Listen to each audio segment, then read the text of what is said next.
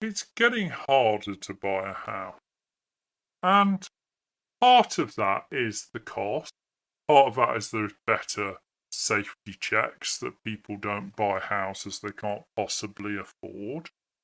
But part of it is who's buying the houses. I remember the late 90s when people buy a house and I was like, wow, how are you ever going to pay that off? But, they have and they've done well. However, they were buying a house for themselves to live in. I know a doctor who owns 5 houses, and he started off in one, moved to another, kept moving every time. Instead of selling, he rents it out. And before you know it, he's got his own property portfolio. I know someone who owns 6 flats in London. And same thing. On paper, multi-millionaire. And if you had a bit of money to spare, it was a solid option to buy a property to rent. There were mortgages for it. A whole market developed. A whole generation of middle class middle managers who managed to buy a second house and had themselves a nice income. But the Tories, the party of home ownership, sort of put a stop to that. They started applying taxes to the cost. So you rent a house for £1,000 and you pay taxes on the £1,000 rent as though you got to keep it all. In what form of business is that fair? If you spend 800 on the mortgage and you rent for £1,000, you're earning £200 and you should pay tax on that 200.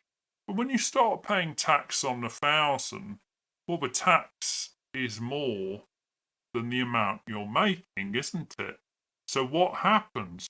You put up the rent. So it doesn't help the renter, it just puts the price up. What it does help, and I won't be so jaded as to suggest that all those property developers that were big funders of the Conservative Party had this in mind, but when you don't allow private owners to do that, but companies can still apply cost, then there's a huge tax difference. The private owner has to charge substantially more, whereas a company that owns property, they charge the same market rate, but they just get to keep more of it or put it into more property. And over the last few years, we've seen a shift from a majority of properties being private ownership and small private landlords to massive international corporations owning our property. In the last 10 years, the number of owner-occupiers owning property has declined from safely over 60 to safely under 50%. From 2020 to 2024, the number of UK properties owned by institutional investors and foreign corporations doubled. That's a huge change. And that is a change which will continue to push out the middle class from owning second homes. Which we've all had a landlord when we were younger who was one of those people. It gave upward mobility. It also gave more affordable housing, weirdly enough. Whereas those days are gone, just as the days of most of your children easily buying a house. In fact, more and more can't afford to rent and stay at home. And who gets the benefit of this?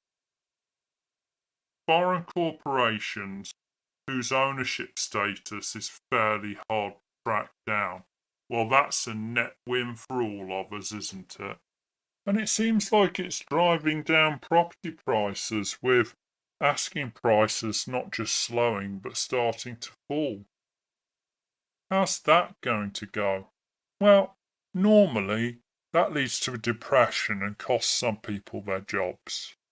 With the current economic climate in Britain, is that going to lead to anything positive?